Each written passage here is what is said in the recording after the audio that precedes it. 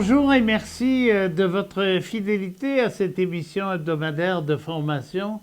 Aujourd'hui, un cadeau, un beau cadeau, je suis sûr d'avance. Vous savez, il y a des émissions comme ça où il faut arracher les affaires et essayer de sortir les vérités cachées. Là, on va juste parler de la beauté de la vie et de la vieillesse. Bonjour Roméo Bouchard. Bonjour, bonjour, Monsieur Carrette. Monsieur Roméo Bouchard, qui est dans le beau pays de Kamouraska. Alors, pourquoi je l'ai invité? Il a eu 85 ans le 30 avril dernier. C'est ça? C'est ça, hein? Oui, oui. Il est né le 30 avril 1936. Ça vibre 1936, c'est le Front populaire en France. Bon, alors, et il a publié à ce moment-là sur sa page Facebook, entre parenthèses, allez la fréquenter, ça vaut la peine.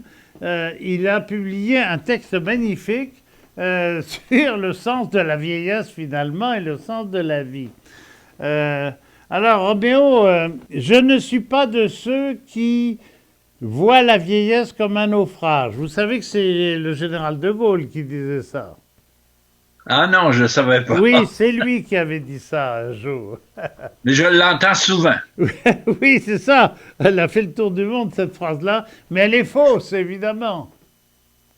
Oui, ben en tout cas, elle est fausse pour moi. C'est sûr que les gens qui doivent faire face à des grosses maladies, des maladies dégénératives, tout ça, là, il y a pas, là, il y a quelque chose comme un naufrage. Là, c'est comme la fin des haricots, là.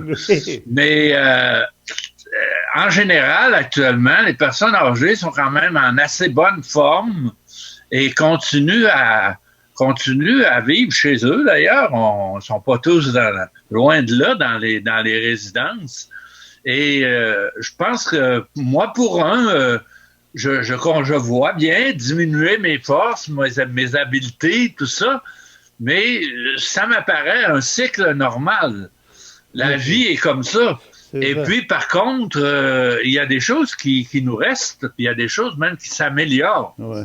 Oui, c'est ça. Comme la conscience, la capacité de comprendre, la capacité d'avoir une écoute, une présence à l'actuel, à ce qui est actuel, à l'instant, à la nature autour de nous. On est beaucoup plus sensible à ça, beaucoup plus ouvert à ça. Et je pense que c'est on devient un peu la conscience de l'univers à ce moment-là. Oh mon Dieu, à ce point-là. Ben oui, pourquoi pas? Oui, oui. Parce que moi, je vois beaucoup le sens de la vie dans cette direction-là, de notre rapport à l'univers, oui, dont on fait partie, dont on participe à l'extrême énergie, l'extrême vitalité, oui. inventivité. Tu sais. Oui. En fait, j'ai été extrêmement étonné des réactions à ce texte-là, que je trouvais, ben ordinaire. Mais j'ai eu une avalanche de partage, de 2000 commentaires, 15 000 partages. J'avais jamais vu ça sur ma page. J'ai dit, bon, est-ce que je suis en train de devenir un influenceur? Mais bon, je me suis dit que la signification de cette réaction-là, c'était sans doute que les gens, plus que jamais, ont besoin de donner un sens à leur vie. Tu sais, on vit dans un monde d'instantanéité, de consommation, d'immédiateté, tout le temps, le divertissement. Et à un moment donné, on sent bien le besoin d'un sens, dans le sens d'une direction à la vie, un objectif à la vie. Autrefois, la religion donnait ça, à sa façon, bien sûr, oui. Très polarisé entre le bien et le mal, le ciel et l'enfer, la cité céleste et la cité terrestre. Oui, oui. Ça marche plus. Donc, on a comme plus de credo pour nous guider beaucoup. Et beaucoup de gens le sentent que le sens de la vie, il faut le trouver dans notre rapport au monde, dans notre lien avec la nature, avec les choses, l'humanité dans l'ensemble. mais ils n'arrivent pas encore à l'exprimer, à le formuler, de faire en sorte que ça devienne un moteur, une conscience dynamique de leur vie. Mais j'ai envie de vous dire aussi, pour rebondir sur la notion de conscience, il y a des gens qui ont vieilli dans l'histoire, et en vieillissant, ils ont fait pas mal de saloperies, ils ont fait pas mal d'injustices. On ne peut pas dire qu'ils étaient la conscience de... Hitler n'était pas la conscience de l'Allemagne. On ne peut pas dire ça. Non. C'est sûr que la vie... Je dis aussi dans ce texte-là que la vieillesse, c'est un peu la période des bilans. Oui. C'est la période où on réinterprète notre vie, on réinterprète notre société pour en dégager les faillites, les erreurs, les réussites, les blessures qu'on a gardées de tout ça et transmettre. C'est l'âge de la transmission aussi. Moi, depuis que je ne suis plus actif dans les mouvements comme en termes d'organisation, ça fait une quinzaine d'années, je transmets. Je transmets parce qu'une vie comme la mienne, où j'ai toujours été actif dans le devenir du Québec depuis les années 50-55, j'ai tout traversé, moi, là, la fin de la guerre, la Révolution tranquille, tout jusqu'à les deux référendums, jusqu'à nos jours. Une vie, c'est vite passé, mais en même temps, c'est long. Et on a le temps de faire beaucoup de choses et d'apprendre beaucoup de choses. Et il faut les transmettre. Celles qui méritent d'être transmises, il faut le faire. Il faut se donner la peine de mettre ça en place pour pouvoir le transmettre aux autres. OK. Mais si j'avais à faire, à partir de ce que je connais de vous, un bilan, je dirais une sacrée bataille.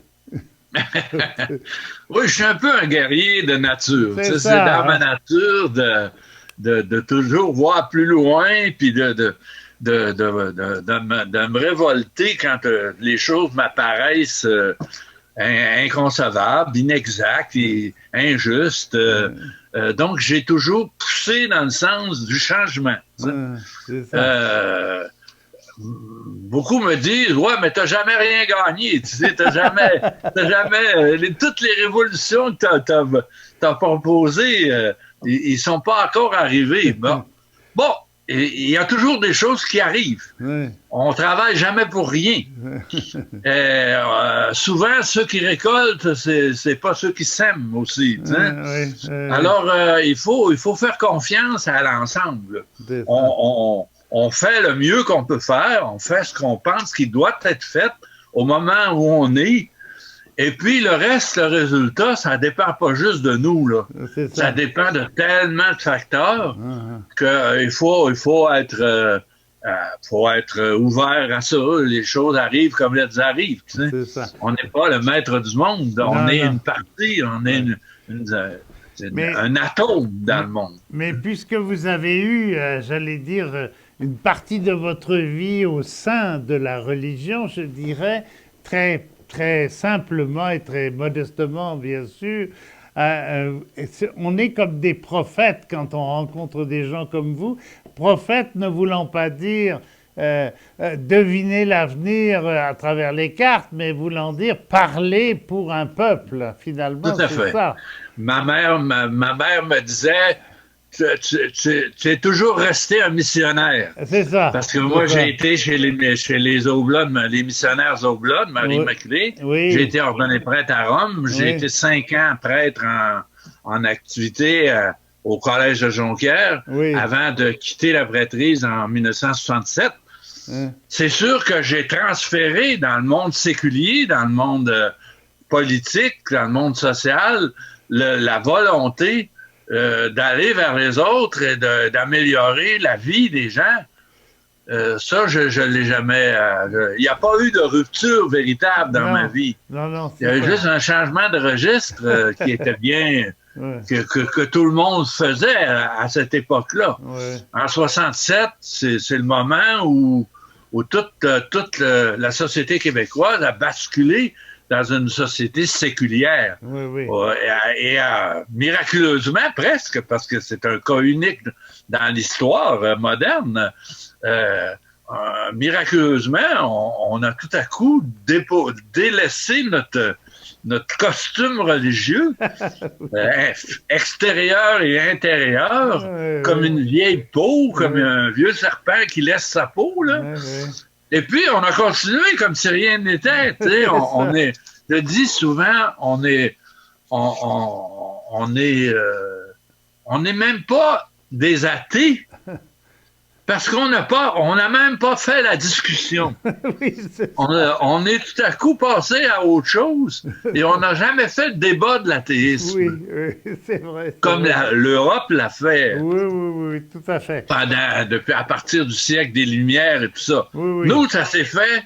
On a comme changé d'habit totalement. dans un bon matin, puis bon, on est parti. Oui, oui, c'est ça. Comme la mue du serpent, c'est une belle image. Je reviens à votre texte. Je voulais vous demander un commentaire là-dessus.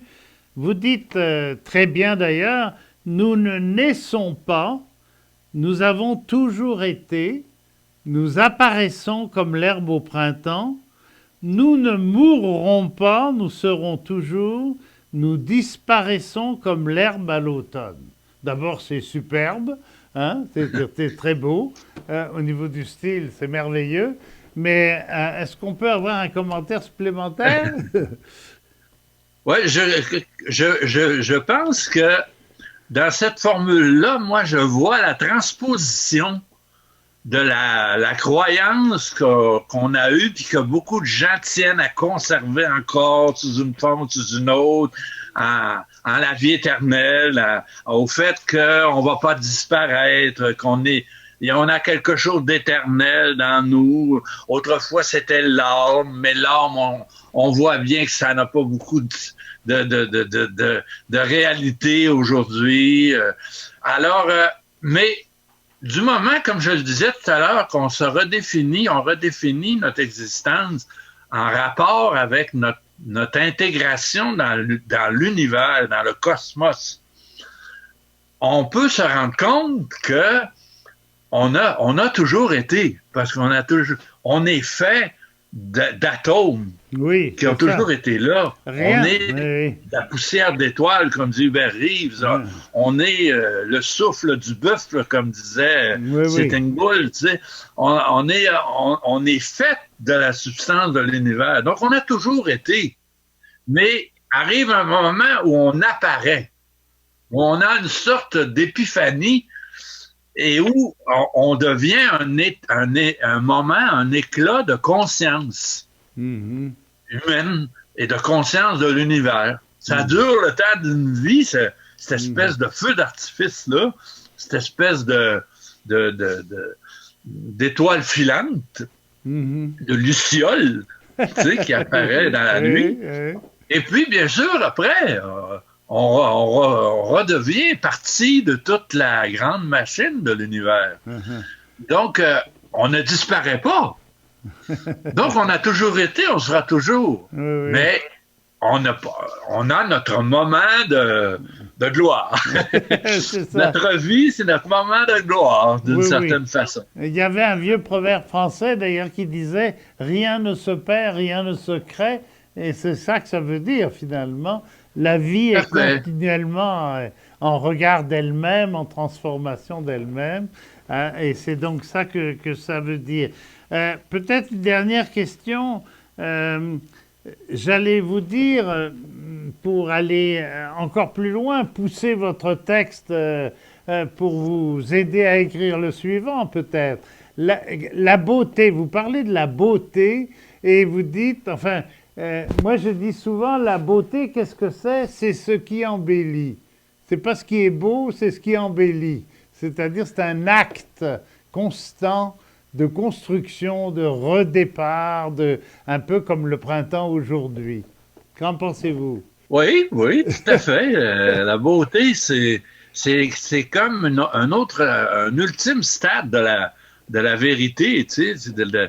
C'est que c'est à la fois, c'est la contemplation dans le fond. Oui, c'est ça. C'est le va-et-vient de la contemplation entre le monde et nous, tu sais, Oui. et notre propre intérieur vers le monde. On embellit le monde, on est la conscience du monde, on est l'amour du monde, tu sais.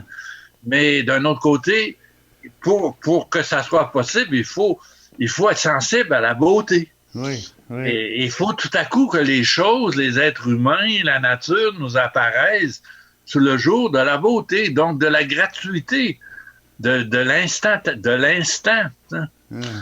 Et ça, c'est un stade que on atteint plus facilement à la vieillesse. OK.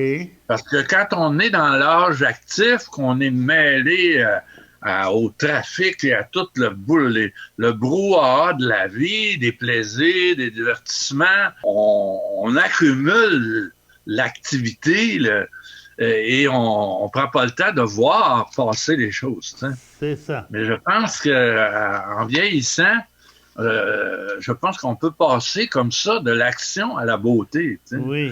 De la vérité à la beauté. Okay.